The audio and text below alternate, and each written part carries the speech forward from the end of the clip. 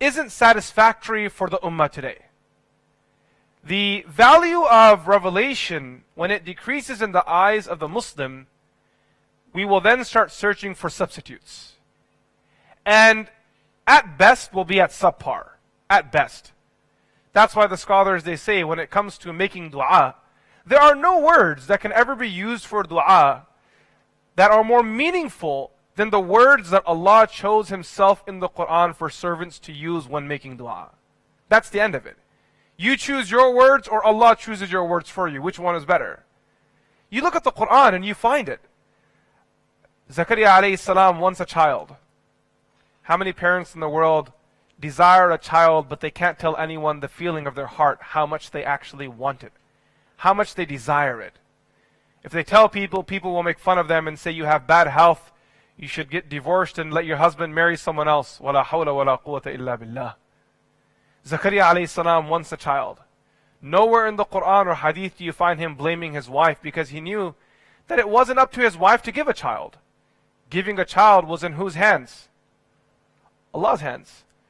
When he asks Allah subhanahu wa ta'ala for a child, the language Zakaria alayhi salam uses is so delicate. It's so delicate. He says, رَبِّ لَا تَذَرْنِي فَرْدًا وَأَنْتَ خَيْرُ الْوَارِثِينَ. Oh my Lord, don't leave me alone, and you are the best of those who grants inheritors.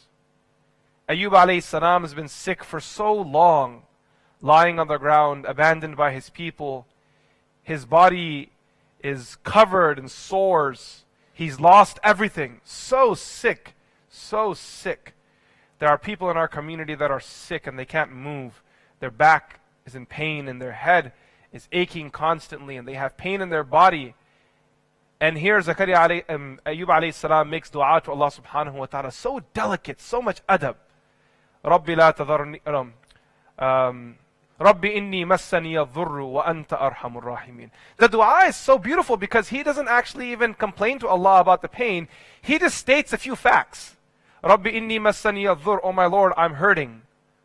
Pain has come to me. I'm not feeling good. Fact number one. Fact number two, وَأَنْتَ أَرْحَمُ الرَّاحِمِينَ. And you are the most merciful one. Whatever you wish to do with me is up to you. You can do whatever you want. This is tawakkul. This is reliance on Allah subhanahu wa ta'ala. Unfortunately, the Muslim ummah is very distant from the Qur'an. Sheikh Mahmud al-Hassan al-Deobandi, who is one of the founding forefathers of the Deobandi school of thought, he was a part of the movement in which Muslims in India and also the Hindus together, the residents of India, fought for their independence from the colonial rule. And he was a very vocal voice, and he was someone that was at the forefront. He was captured and he was imprisoned in the notorious Malta. And when he was released from there, he gave this historical speech, and in his speech he said that during my years in Malta, I was beaten relentlessly. They tortured me and they hit us and they beat us and beat us. And I constantly reflected over why we were as a ummah where we are today. And notice that he's witnessing the fall of the Ottoman Empire, and there's so much happening in the world at that time. He's saying, I asked myself why we were where we were. And I kid you not, that same question we should be asking ourselves today. Why are we where we are? I mean, politically, globally, Muslims are not doing good right now.